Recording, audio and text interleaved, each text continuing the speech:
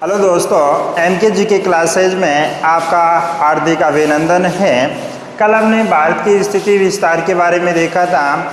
आज हम देखते हैं भारत की सीमाओं के बारे में। सीमाओं को देखें तो भारत की सीमाओं को मुख्य रूप से दो भागों में बांट सकते हैं।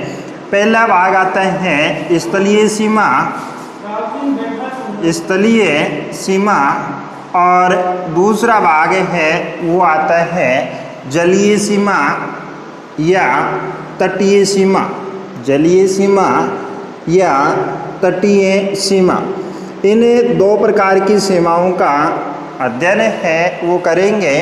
तो देखें, भारत की स्थलीय सीमा की लंबाई है वो देखें तो वो है 15,106 किलोमीटर। 15,106 किलोमीटर है। जबकि जलीय सीमाओं की लंबाई देखें तो जलीय सीमा की भी दो प्रकार की हो गई। एक हो गई मुख्य भूमि की तटीय सीमा, मुख्य भूमि की तटीय सीमा, और दूसरी है वो है द्वीपीय तटीय सीमा। अब देखिए, मुख्य भूमि की तटीय सीमा की लंबाई है वो देखें तो इसमें कुल सीमा, मुख्य भूमि की तटीय सीमा की लंबाई की बात करें तो वो है 6100 किलोमीटर है। जबकि द्वीपीय तटीय सीमा की बात करें तो वो है 1416.6 किलोमीटर है, जिसमें शामिल की जाती है अंडमान निकोबार और लक्षद्वीप की सीमा का। अब इस प्रकार देखिए, कुल भारत की तटीय सीमा या कुल जलीय सीमा की लंबाई है वो है 7,516.6 किलोमीटर। इस प्रकार भारत की सीमाओं की लंबाई है वो देखें तो स्थलीय सीमा की लंबाई 15,106 किलोमीटर है। जबकि मुख्य भूमि की तटीय सीमा की लंबाई है वो है 6100 किलोमीटर है, और द्वीपीय तटीय सीमा की लंबाई है 1416.6 किलोमीटर है। अब देखिए, जो स्थलीय सीमा है वो किस प्रकार से किन किन देशों के साथ स्थलीय सीमा का निर्धारण है वो किया गया है। इसके अलावा भारत के कौन कौन से राज्य हैं वो अंतर्राष्ट्रीय सीमा का निर्माण है वो करते हैं। स्थलीय सीमा में देखें तो भारत के कौन कौन से राज्य हैं, यानी कि गुजरात से स्थलीय सीमा का प्रारंभ होता है। उसके बाद है राजस्थान, राजस्थान के बाद है आता है पंजाब, पंजाब के बाद जम्मू, जम्मू के बाद है लद्दाख, लद्दाख के बाद हिमाचल, हिमाचल के बाद है उत्तराखंड, उत्तराखंड, बिहार, नेपाल है उत्तर प्रदेश, बिहार, उसके बाद सिक्किम है। फिर भारत के 7 सिस्टर राज्य है और इधर पश्चिम बंगाल तक है वो स्थलीय सीमा का निर्धारण है वो किया जाता है। इसकी लंबाई है वो बताई दिए 15,106 किलोमीटर है। अब देखें कि भारत किन किन देशों के साथ स्थलीय सीमा का निर्धारण है वो करता है। तो उसके लिए देखें, लंबाई के क्रम के अनुसार है। तो लंबाई के क्रम के अनुसार है वो देखें तो बचपन में गोवा है, उससे हम बनाते हैं कि कौन कौन से ऐसे देश हैं। तो पहला आता है वैसे बांग्लादेश है,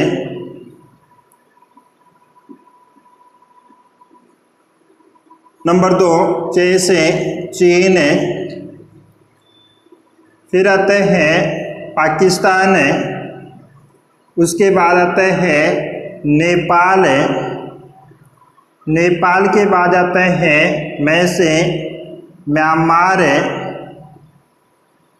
म्यांमार है, उसके बाद है वो से देखें तो उससे बनेगा भूटान है,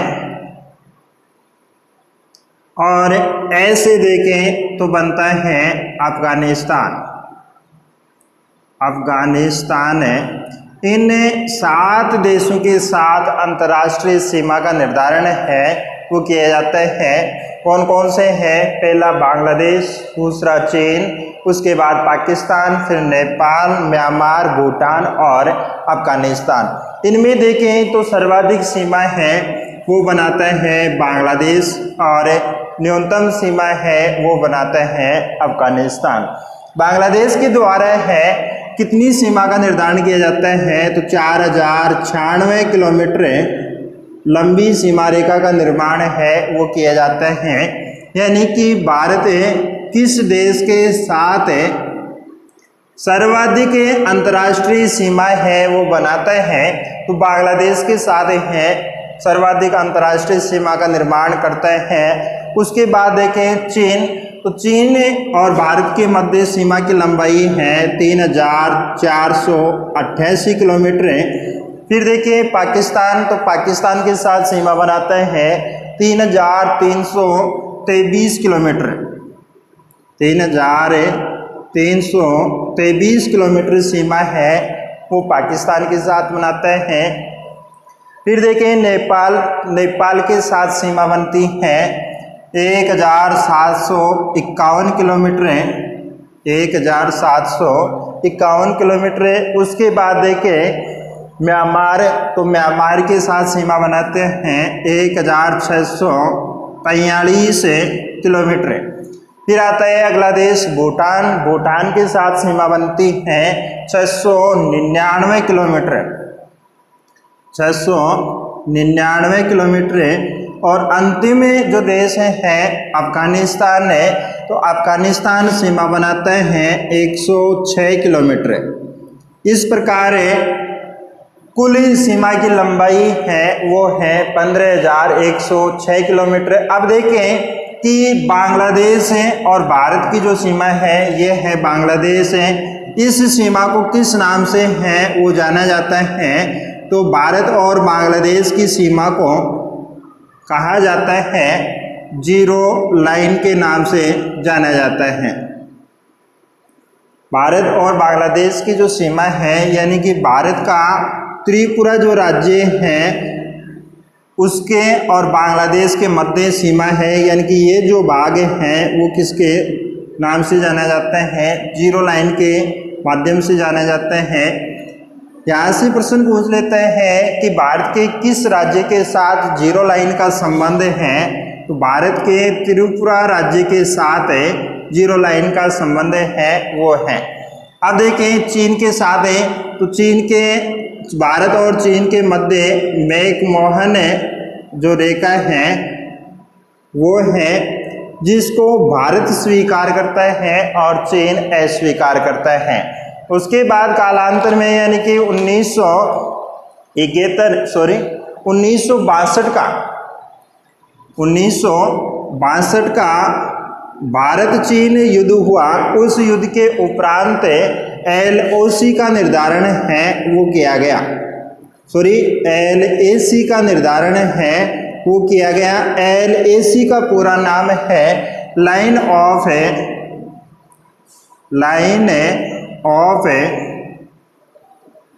एक्चुअल कंट्रोल, यानी कि वास्तविक नियंत्रण रेखा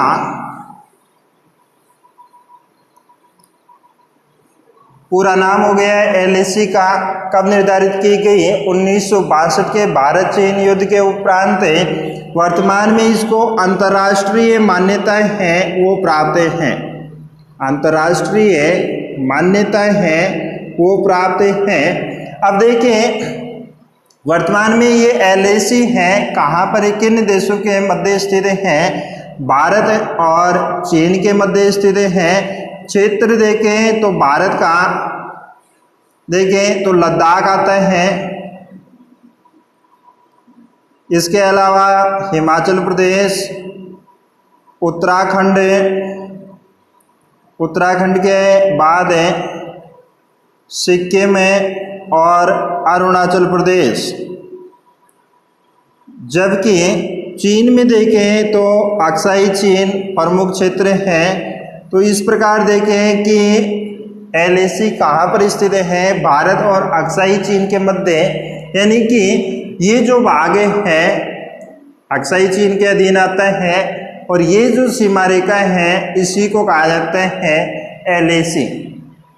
उसके बाद आती है पाकिस्तान। तो 1947 में भारत पाकिस्तान दो देश हैं वो बने। उस समय बांग्लादेश नहीं था, उस समय यहाँ पर था पूर्वी पाकिस्तान, इधर था पश्चिमी पाकिस्तान है। तो यहाँ पर एक प्रांत था पंजाब प्रांत, इधर है वो प्रांत था बंगाल प्रांत। इन दोनों प्रांतों के हिंदू मुस्लिम जनसंख्या के बाहुल्य के आधार पर सीमांकन है वो किया गया। किसके द्वारा किया गया? बॉर्डर कमीशन के द्वारा है वो किया गया। और उस सीमा को क्या कहा जाता है? रेड क्लिफ रेखा। रेड क्लिफ रेखा का निर्धारण कब किया गया? 17 अगस्त 1947 को रेड क्लिफ रेखा का निर्धारण किया गया 17 अगस्त 1947 को। किस कमीशन के द्वारा किया गया? तो कमीशन का नाम था बॉर्डर कमीशन है। और इस बॉर्डर कमीशन का अध्यक्ष है वो कौन था? तो उस समय अध्यक्ष थे सर सिरिल रेड क्लिफ।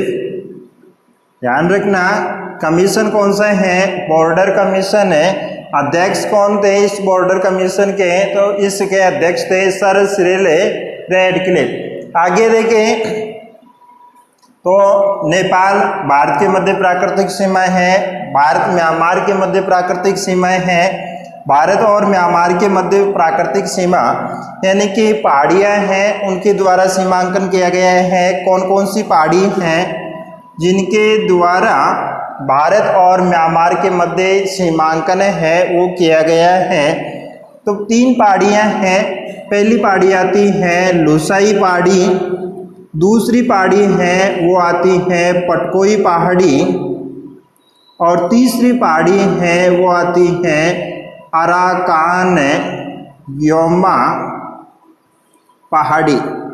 इन 3 पहाड़ियों के द्वारा भारत और म्यांमार की सीमा का निर्धारण है वो किया जाता है।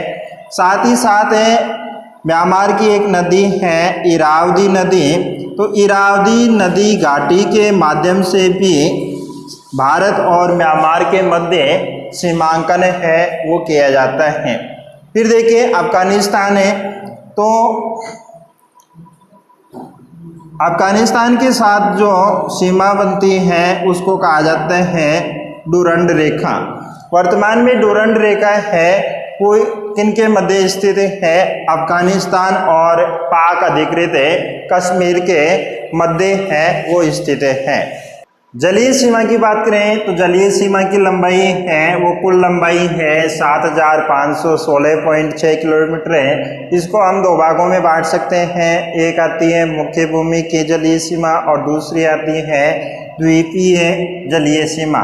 मुख्य भूमि की बात करें तो मुख्य भूमि की जलीय सीमा की लंबाई है मुख्य भूमि की जलीय सीमा की लंबाई है 6100 किलोमीटर है।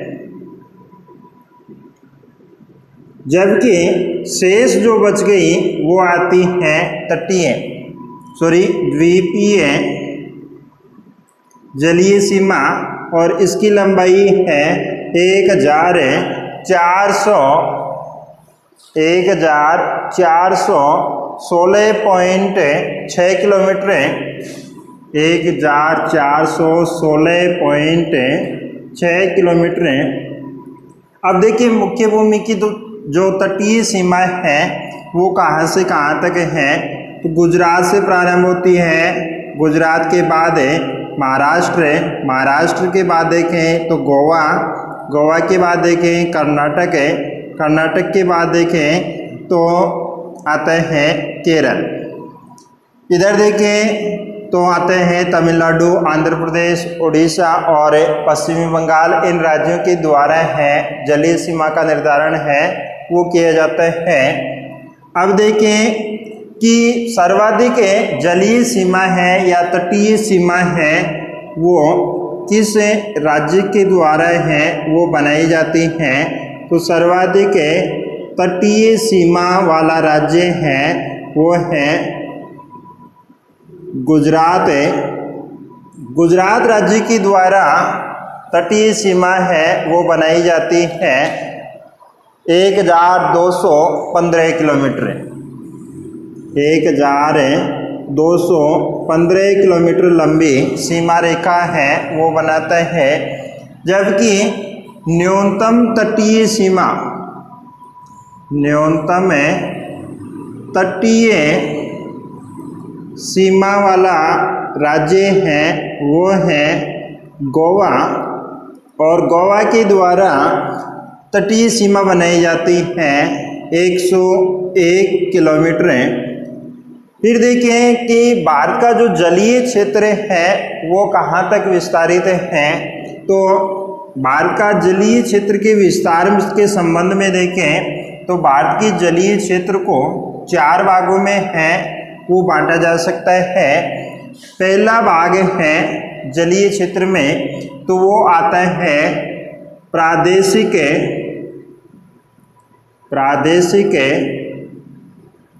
समुद्री सीमा, समुद्री सीमा। दूसरा जो भाग आता है वो है संलग्न या अविच्छिन्न मंडल। तीसरा जो भाग है वो आता है अनन्य आर्थिक क्षेत्र, और चौथा भाग आते हैं वो आते हैं उच्च सागरीय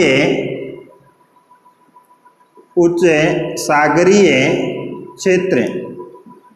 ये है 4 भाग किसके, भारत के जलीय क्षेत्र का, यानी कि समुद्र में कहाँ तक भारत की सीमा है वो है। तो समुद्री सीमा को देखें या जलीय क्षेत्र को देखें 4 भागों में बांट सकते हैं। 4 भाग हैं वो कौन कौन से हैं। पहला भाग आता है प्रादेशिक समुद्री सीमा, दूसरा भाग आता है संलग्न क्षेत्र या अविच्छिन्न मंडल, तीसरा भाग आता है अनन्य आर्थिक क्षेत्र, और चौथा भाग आता है उच्च सागरीय क्षेत्र। अब देखें कि इनकी दूरी है वो कितनी है। तो तटरेखा के समानांतर है वो माना जाता है आधार रेखा। आधार रेखा यानी कि तटरेखा है कटी फटी होती है तो उसका एक औसत निर्धारित किया जाता है और उस औसत को आधार रेखा के नाम से है वो जाना जाता है। तो आधार रेखा यह हो गई भारत की। इस आधार रेखा से है वो देखें दूरी किस प्रकार से है। तो सबसे पहले देखें समुद्र की जो दूरी है वो मापी जाती है नॉटिकल मील में। समुद्री दूरी का मापक है वो क्या है, नॉटिकल मील है। एक नॉटिकल मील में देखें तो कितनी दूरी होती है, 1.8 किलोमीटर की दूरी है वो होती है। जबकि सामान्य मील में देखें तो सामान्य मील में दूरी है वो होती है 1.6 किलोमीटर की। अब देखें आधार रेखा से 12 नॉटिकल मील तक का जो क्षेत्र है वो कहलाता है प्रादेशिक समुद्री सीमा। आधार रेखा से 12 नॉटिकल मील या समुद्री मील तक का जो क्षेत्र है वो क्या कहलाता है, प्रादेशिक समुद्री सीमा के नाम से है वो जाना जाता है। प्रादेशिक समुद्री सीमा के नाम से है वो जाना जाता है। इस क्षेत्र में देखें तो भारत सरकार को संपूर्ण अधिकार हैं वो प्रदान हैं। जैसा भारत सरकार चाहे वैसा कार्य है वो कर सकती है। उसके बाद देखें, इसी आधार रेखा से 24 नॉटिकल मील तक का जो भाग है, आधार रेखा से 24 नॉटिकल मील या समुद्री मील कह सकते हैं हम उसको, इस क्षेत्र को कहा जाता है संलग्न क्षेत्र, संलग्न क्षेत्र या अविच्छिन्न मंडल के नाम से है वो जाना जाता है। तो इस क्षेत्र तक भारत को क्या प्रदान किए गए हैं, वित्तीय अधिकार हैं वो प्रदान किए गए हैं, वित्तीय अधिकार प्रदान किए गए हैं। इसके अलावा देखें तो भारत सरकार यहाँ तक सीमा शुल्क हैं वो वसूल कर सकती हैं। ध्यान रखना, भारत सरकार को समुद्री क्षेत्र में सीमा शुल्क वसूलने का अधिकार है तो वो है संलग्न क्षेत्र तक या फिर अविच्छिन्न मंडल तक। इसकी दूरी देखें तो आधार रेखा से 24 समुद्री मील तक दूरी आती है। फिर देखिए तीसरा क्षेत्र आता है और वो तीसरा क्षेत्र है वो कहलाता है अनन्य आर्थिक क्षेत्र। इसकी दूरी है वो मानी जाती है 200 नॉटिकल मील तक,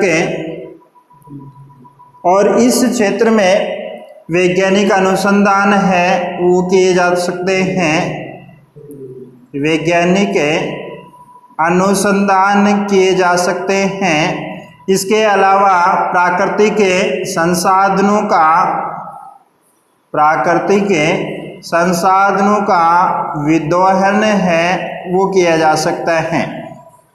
उसके आगे का जो भाग है वो शामिल किया जाता है उच्च सागरीय क्षेत्र में, और उच्च सागरीय क्षेत्र में सभी देशों को समान अधिकार हैं वो प्राप्त हैं।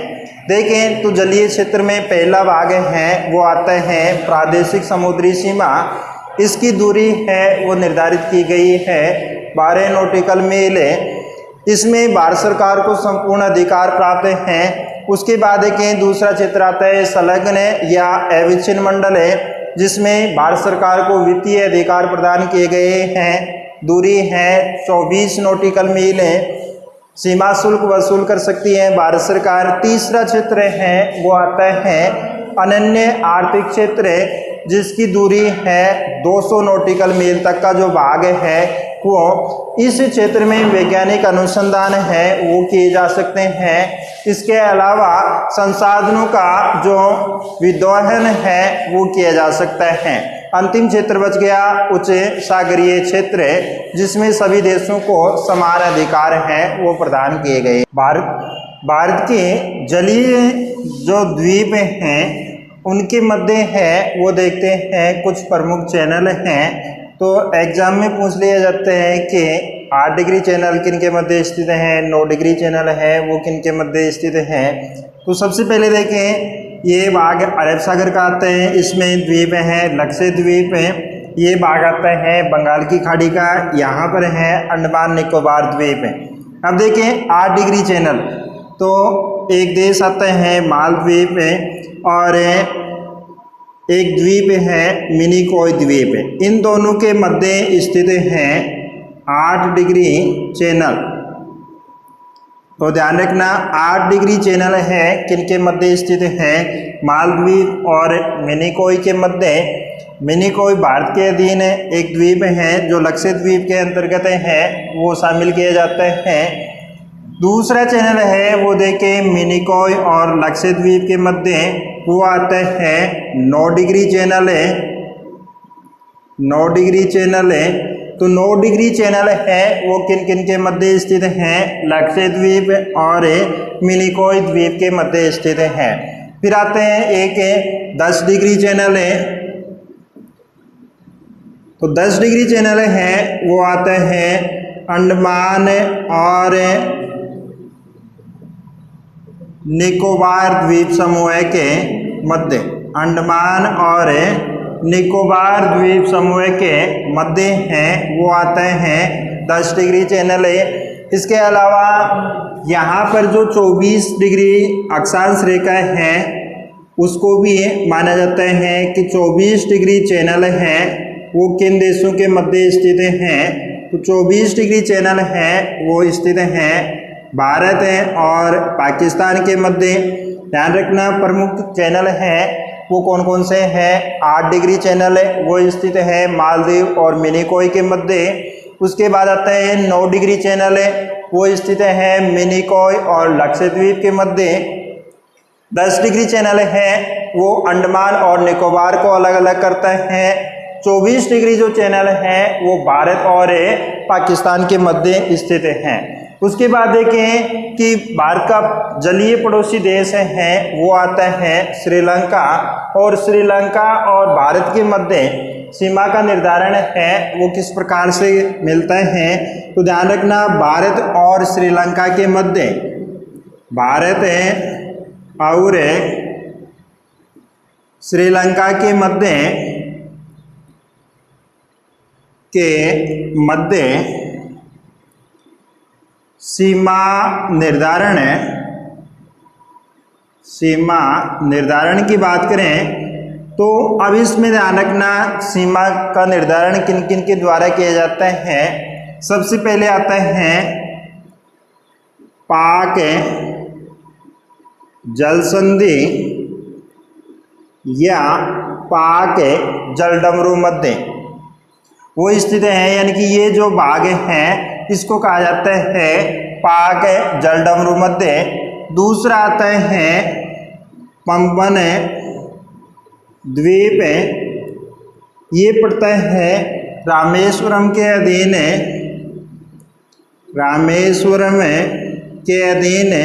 राज्य की बात करें तो आता है तमिलनाडु के अंतर्गत, यानी कि ये जो भाग हैं वो आता है पंबन द्वीप। तीसरा देखें तो आता है आदम का पुल या राम सेतु, यानी कि श्रीलंका और भारत के मध्य स्थित है आदम का पुल या राम सेतु। चौथा भाग है वो आता है ये वाला, और ये है मन्नार की खाड़ी। अब देखिए कि भारत और श्रीलंका के मध्य सीमा निर्धारण में उत्तर से दक्षिण की ओर क्रम है वो कौन सा है। उत्तर से दक्षिण की ओर क्रम है उसकी बात करें तो सबसे उत्तर में आते हैं पाक जल संधि या पाक जलडमरू मध्य। उसके बाद आता है पंबन द्वीप, उसके बाद आता है आदम का पुल या राम सेतु, और सबसे दक्षिण में है वो आता है मन्नार की खाड़ी। यहाँ से प्रश्न पूछ लिया जाता है कि पाक जल संधि स्थित है।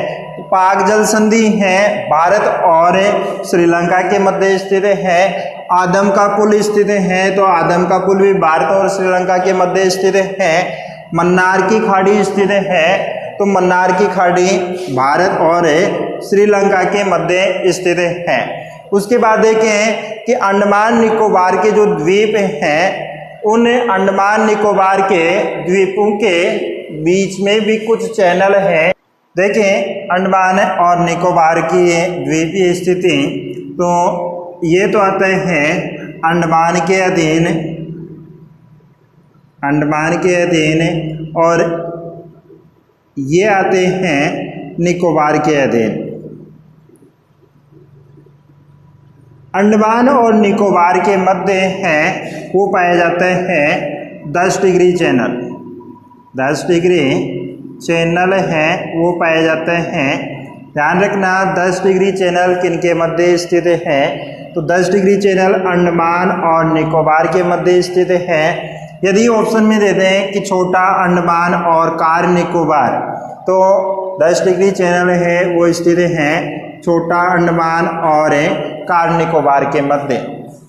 उसके बाद देखें क्रोको द्वीप है, ये आता है म्यांमार के अधीन है।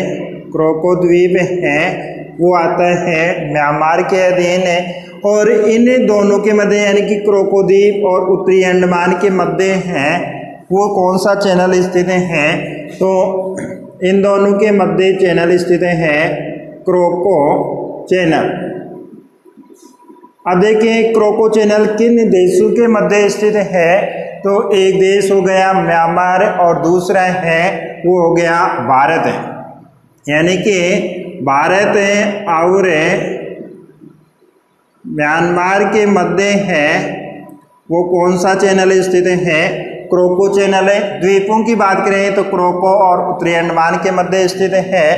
फिर आते हैं मध्य अंडमान, उसके बाद आता है दक्षिणी अंडमान और अंत में आता है छोटा अंडमान।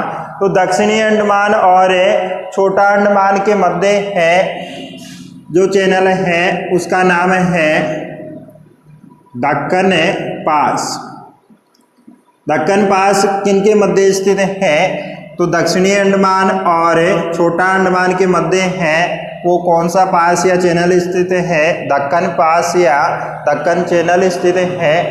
फिर देखें निकोबार के द्वीपों में, तो सबसे निकोबार का सबसे उत्तरी द्वीप है उसको जाना जाता है कार निकोबार के नाम से, जबकि सबसे दक्षिणी द्वीप है उसको कहा जाता है ग्रेट निकोबार। अब देखिए कार निकोबार और एक द्वीप है ननकोरी द्वीप है, इन दोनों के मध्य जो चैनल स्थित है उसको कहा जाता है पांचाल चैनल। उसको क्या कहा जाता है, पांचाल चैनल के नाम से है वो जाना जाता है। फिर देखिए ननकोरी और लिटिल निकोबार है उनके मध्य जो चैनल है उनको कहा जाता है सोम्ब्रेरी चैनल है। फिर देखिए लिटिल निकोबार और ग्रेट निकोबार के मध्य जो चैनल है उसको कहा जाता है प्राइस चैनल है, प्राइस चैनल है। अंत में देखें ग्रेट निकोबार जो निकोबार या अंडमान निकोबार का सबसे दक्षिणी द्वीप है और सुमात्रा द्वीप है, ये पड़ता है इंडोनेशिया के अधीन। तो सुमात्रा और ग्रेट निकोबार के मध्य जो चैनल है उसको कहा जाता है ग्रेट चैनल है। अब ध्यान रखना कि ग्रेट चैनल किन देशों के मध्य स्थित है, ग्रेट चैनल है किन देशों के मध्य स्थित है, भारत है और इंडोनेशिया के मध्य स्थित है। भारत का देखें तो भारत का आता है कार निकोबार द्वीप और इंडोनेशिया की बात करें तो इंडोनेशिया का आता है सुमात्रा द्वीप।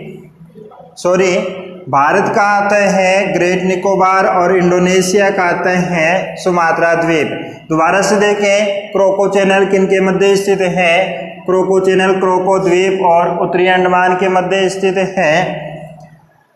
दक्कन पास किन के मध्य स्थित है, तो दक्कन पास आते हैं दक्षिणी अंडमान और छोटा अंडमान के बीच में। 10 डिग्री चैनल छोटा अंडमान और कार निकोबार के मध्य या फिर अंडमान और निकोबार को अलग अलग करने वाला चैनल है वो कौन सा है, 10 डिग्री चैनल है। फिर देखिए कार निकोबार और ननकोरी द्वीप के मध्य कौन सा है, पांचाल चैनल है। फिर देखिए ननकोरी और लिटिल निकोबार के मध्य तो वो चैनल है सोम्ब्रेरी चैनल है। लिटिल निकोबार और ग्रेट निकोबार के मध्य है प्राइस चैनल है और ग्रेट निकोबार और सुमात्रा के मध्य है ग्रेट चैनल। दोस्तों कहीं बोलो दोस्तों, हमारा वीडियो अच्छा लगे तो वीडियो को लाइक करें, शेयर करें और हमारे YouTube channel MK GK classes को सब्सक्राइब करें। धन्यवाद।